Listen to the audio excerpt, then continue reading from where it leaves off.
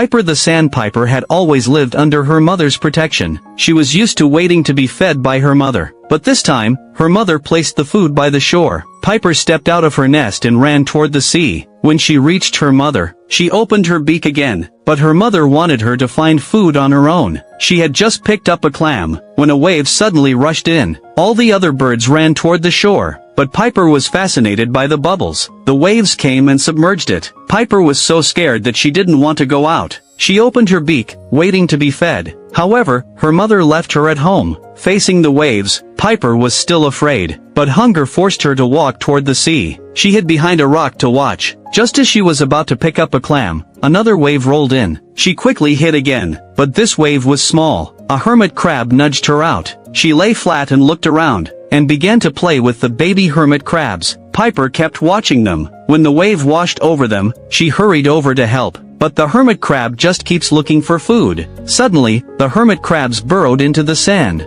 As the wave rushed in, Piper buried herself in the sand too. A hermit crab tapped her beak. When Piper opened her eyes, she was amazed. All around her, clams were bubbling out of the sand. She was thrilled. She ran to her mother to share her discovery. She searched where the bubbles rose and found a big clam. She found lots of food, and dragged it over to share with her friends. Piper was no longer afraid of the waves. She was no longer a helpless chick in need of care. She had become her mother's pride. Love and growth are not only about sheltering from the storm, but about teaching a child the courage to face the waves.